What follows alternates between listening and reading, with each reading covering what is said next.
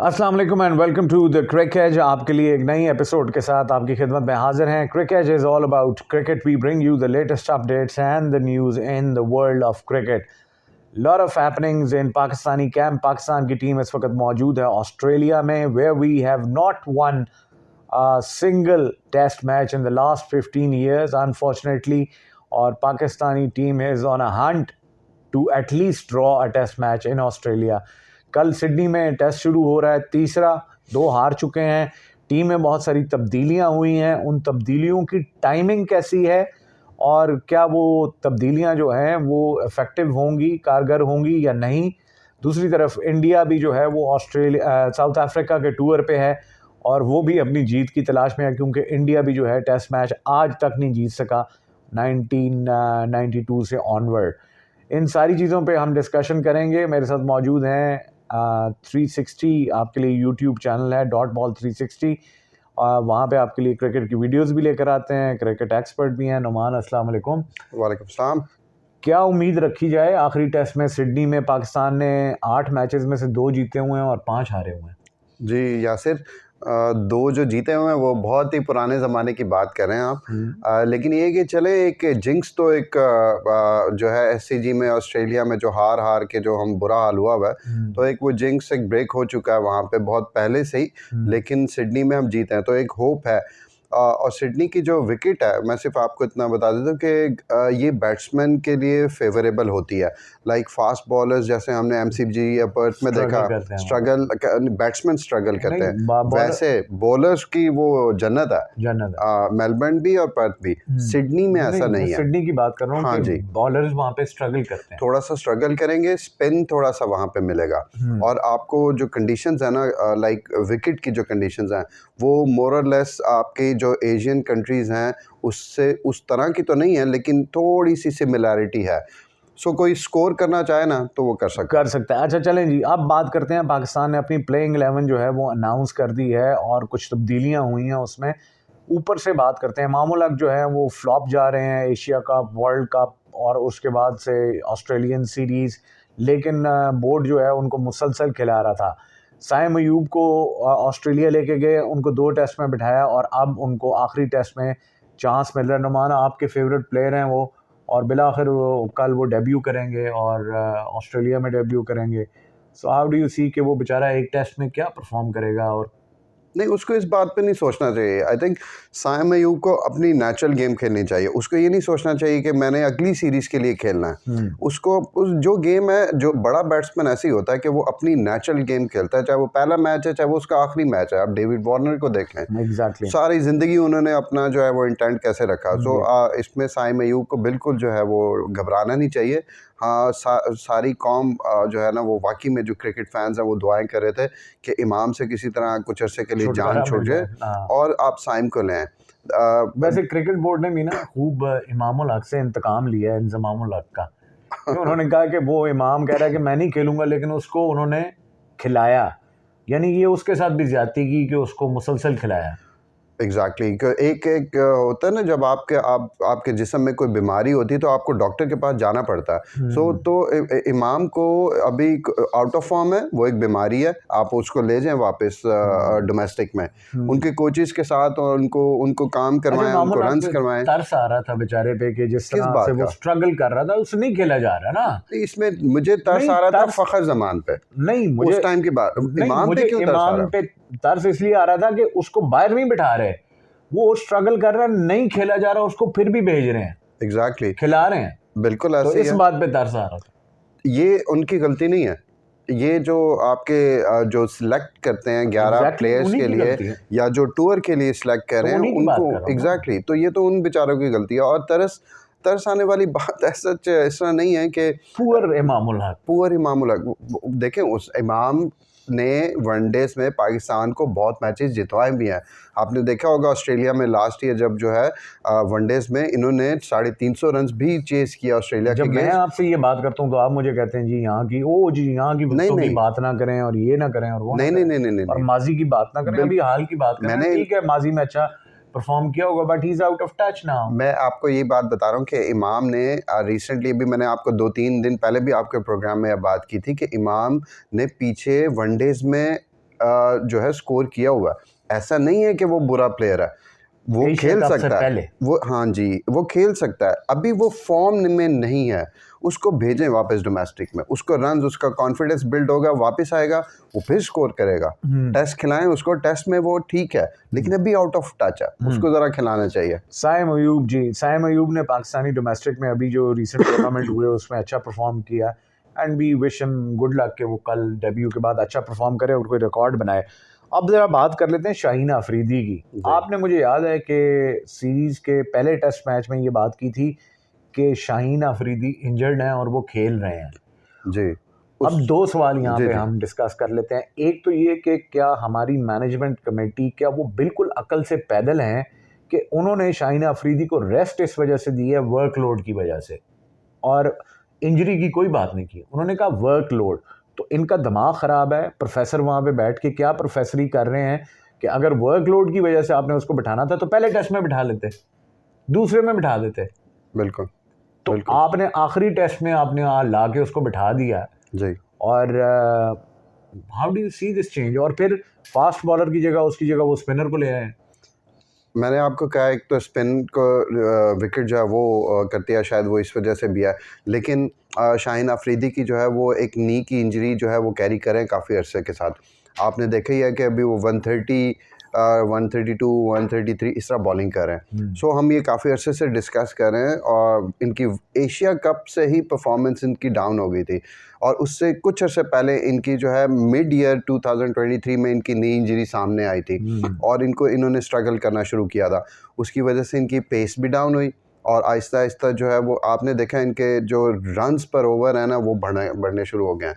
5 point I think almost close to 5.8 5.7 इन्होंने 2023 में runs दिए हैं। इसका मतलब है कि ये अपनी बॉडी को बचा रहे हैं, नी को बचा रहे हैं, बॉल सही तरीके से डिलीवर नहीं कर पा रहे, इंजर्ड हैं। प्रॉब्लम ये है कि ये क्यों खेल रहे हैं, सवाल दूसरा ये है कि ये इनको खिलाए क्यों जा रहे हैं। हाँ। उसके बैकअप में हमारे पास कौन है? कोई है? वनडे में किसको आप लेके आएंगे? दहानी को आप साथ लेके फिरते रहे हैं। एहसानुल्लाह को ले आएंगे। एहसानुल्लाह की अब एल्बो इंजरी थी, वो नहीं, अभी अब वो न्यूजीलैंड रिहैब के लिए करके वो कर रहा है, वो न्यूजीलैंड के नहीं लिए। आएगा, इतनी जल्दी नहीं आ सकता। एल्बो की और नी की जो प्रॉब्लम्स हैं ये बड़ी नहीं, बट फास्ट बॉलर्स के लिए बड़ी कैंप में तो है। होगा, बिल्कुल होगा, लेकिन वो मुझे नहीं लगता कि वो आएगा। पीएसएल में आप उसको शायद देख सकते हैं कि पीएसएल में वो जो है एहसानुल्लाह आपको नज़र आ जाए एक्शन में। नसीम भी उस टाइम आएगा। नहीं, तो मेरे सवाल को आपने जवाब नहीं दिया। प्रोफेसर साहब वहाँ पे क्या कर रहे हैं और टीम मैनेजमेंट क्या कर रही है? उन्होंने गलत टाइम पे गलत डिसीजंस ले रहे हैं। Do you think this is a wise decision कि आखिरी टेस्ट में बिठाया आपने उसको? बिठाना उनका वर्कलोड की वजह नहीं, ये गलत बहाना है, ये गलत बयानी कर रहे हैं। वर्कलोड का मसला नहीं है, उनकी इंजरी का प्रॉब्लम है। आप देखें, आपने थर्ड टेस्ट में वाइट वॉश बचाना है, एक जिल्लत बचानी है, राइट? तो उसके लिए आपने मेन स्ट्राइकर को बिठा दिया। तो उसकी रीज़न वो मतलब आपने तो वर्कलोड नहीं ओपनली है। कह दिया कि यार ठीक है, जहाँ 2 जीते हैं वहाँ 3 जीते हैं, हाँ, हाँ, वो इट्स ओके, नो प्रॉब्लम है। कितने अरसे से हम ये बात करते आ रहे हैं कि ये तो वहाँ घूमने फिरने गए हैं, ये लोग क्रिकेट खेलने थोड़ी गए हैं।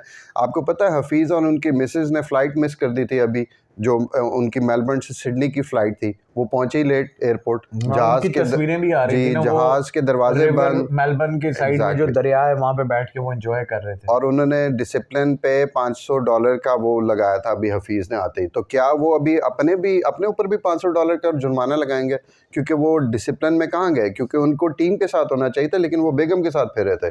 सो आप सोचें कि इस टूर पे फोकस क्रिकेट नहीं है, फोकस घूमना फिरना है यार, ऑस्ट्रेलिया देखना है, तो बस वो देख रहे हैं। वो देख रहे हैं। अच्छा, मुश्ताक अहमद ने कुछ देर पहले ये बात की, उन्होंने कहा कि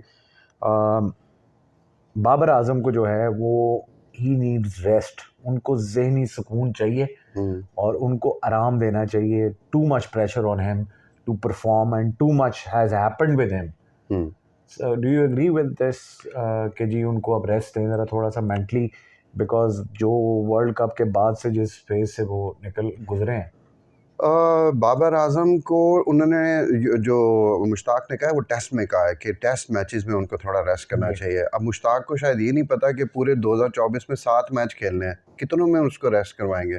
पीछे रह नहीं, क्या वो कह रहे जाएगा? हैं कि क्रिकेट से थोड़ा सा रेस्ट नहीं, करवाएं। उन्होंने टेस्ट मैचेस की बात की है नहीं, पर्टिकुलरली। टेस्ट मैचेस तो रहे, इस टोटल 7 मैचेस यही हैं तो पूरे साल में, तो वो क्या मतलब उसको यही क्या तो रेस्ट? मेरा भी पहले सोच आई थी। मुश्ताक साहब ने देखा ही नहीं कि 7 टेस्ट मैच हैं, 7 में से 3 उसको बिठा देंगे, तो वर्ल्ड टेस्ट चैंपियनशिप के लिए आप खेल रहे हो, तो उसके यानी वो आपका गोल ही नहीं है कि वहाँ आपको फाइनल में पहुँचना, आप बाबर को बिठा देंगे। नहीं, मेरा ख्याल है ऐसा आपको थोड़ी पॉसिबल नहीं समझने है। में शायद गलती हुई है, मे बी सही कि उनको थोड़ी सी क्रिकेट से हल्की सी ब्रेक ले लेनी चाहिए। नहीं, उन्होंने टेस्ट का नाम लिया है। टेस्ट का नाम लिया। टेस्ट में उन्होंने कहा है कि टेस्ट में उसको, क्योंकि आप वनडेज और T20 में तो उसकी एक में 46 की एवरेज है बाबर की इस रिसेंट उसमें, या ठीक है। पाकिस्तान का वनडेज में टॉप स्कोरर रहा है हाँ वो, जी। ठीक है। T20 में भी उसका एक 100 है, आपने देखा होगा। आपने तो ये चीज़ें जो हैं वो उसको तो हम पूरी क्रिकेट से तो हम बाहर नहीं कर सकते। नहीं, टेस्ट एग्जैक्टली। में स्ट्रगल कर रहा है, मुश्ताक ने उसी की बात की है। वैसे कैसा महसूस किया होगा कल ज़का अशरफ भी बाबर आजम से मिले और फिर ऑडियो लीक के बाद वो वहाँ पहुँचे?